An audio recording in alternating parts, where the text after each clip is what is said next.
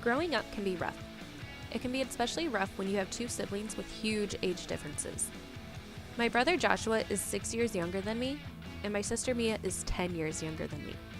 Because of these drastic age differences, it often led to a lot of bickering between the three of us. There were very few times where all three of us could get along all at once. But one of those few times where we were able to get along was when we sat down and watched our favorite childhood movie. That movie was Shrek. Released on April 22, 2001, DreamWorks captured their own unique twist on the 1990s children's book, written by William Steig. Shrek managed to reverse the roles of stereotypical fairy tale creatures that we had so often seen in things such as Disney movies. Dragons and ogres were no longer the bad guys, but they were actually becoming the heroes. And characters such as the gingerbread man became the victim, whereas characters like the fairy godmother and Prince Charming were now the villains. Not only did they do this, but they created a princess who was an ugly ogre, a girl who could fight for herself, and she didn't marry the handsome Prince Charming in the end. Instead, she married another ogre much like herself. This new and twisted fairy tale has gone against everything that has once been considered traditional. In 2008, Shrek made the American Film Institute's list for the top 10 best films in all different genres. They ranked at number 8 and were the only non-Disney film on the list. What about this movie makes it so popular? Maybe it's because it's so witty and ironic, making it a Horatian satire.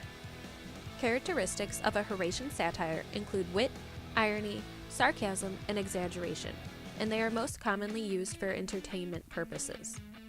They often point out and make fun of various things, such as our modern-day society and culture. This is why exaggeration is used, because it further points out those flaws. In ancient and medieval times, satires were thought to be magical.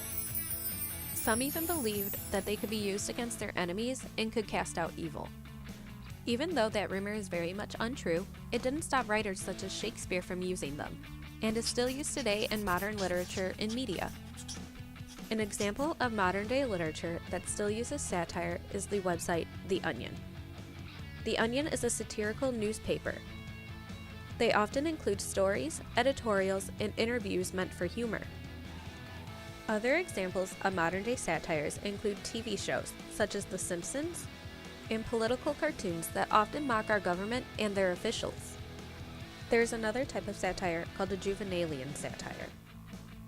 Juvenalian satires are meant to be taken more personally and typically used to attack others.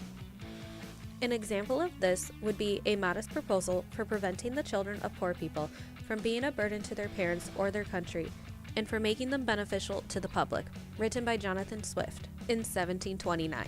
However, it is most often referred to as simply A Modest Proposal. This essay was targeted at the Irish, who were at the time suffering an economic downturn. Because of this downturn, the Irish often sold their children off for food. Although this essay was not meant to be taken literally, it is hyperbole, mocking the heartless attitudes towards the poor and the British policy against the Irish in general.